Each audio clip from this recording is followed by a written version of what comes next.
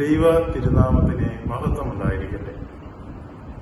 ബഹ്റൈനിലും പ്രാന്തപ്രദേശങ്ങളിലും വസിക്കുന്ന എൻ്റെ പ്രിയ സഹോദരങ്ങളെ, ഏവർക്കും വീണ്ടും വരുന്നവനായ യേശുക്രിസ്തുവിന്റെ നാമത്തിൽ സ്നേഹമുണ്ട്. വീണ്ടും ഒരു ഉയർപ്പ് കാലഘട്ടം നമ്മുടെ ജീവിതത്തിലേക്ക് കടന്നു വരികയാണ്. പ്രത്യാശ നഷ്ടപ്പെട്ടു പോയ ഒരു ജനസമൂഹത്തിന്റെ മധ്യത്തിൽ യേശു കർത്താവ് ഉയർത്തെഴുന്നേൽക്കുന്ന വലിയ ദിനമാണല്ലോ ഉയർപ്പ്.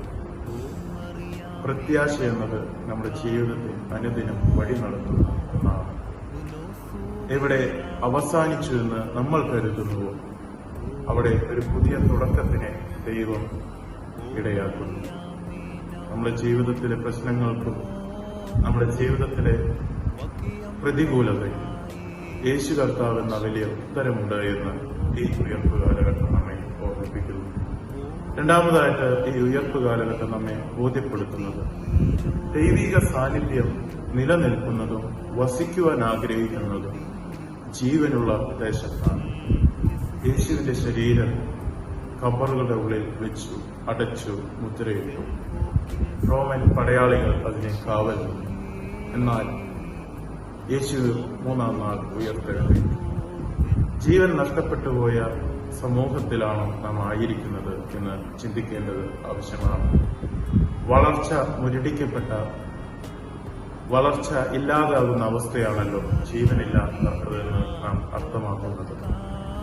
നമ്മുടെ ആയിരിക്കുന്ന സ്ഥലങ്ങളിൽ, സ്ഥാനങ്ങളിൽ, ബന്ധങ്ങളിൽ ജീവൻ നഷ്ടപ്പെടുന്ന അനുഭവം ഉണ്ടോ എന്ന് നാം ചിന്തിക്കണം.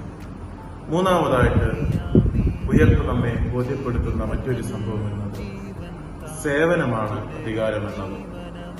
അധികാരത്തിനായിട്ട് തവളച്ചാട്ടം നടത്തുന്ന ഈ കാലഘട്ടത്തിൽ സേവനത്തിന്റെ നല്ല മാതൃകയോടുകൂടി, പ്രത്യാശയോടുകൂടി, ജീവൻ വളർത്തുന്ന അനുഭവമായിട്ട് ഈ ഉയർന്നു പെരുന്നാൾ ആഘോഷിപ്പാൻ നമുക്ക് ഇടയാകട്ടെ. ദൈവത്തിന്റെ പരിശുദ്ധാത്മാവ് നിങ്ങളെല്ലാവരും അതിനായിട്ട് സഹായിക്കുമാറാകട്ടെ.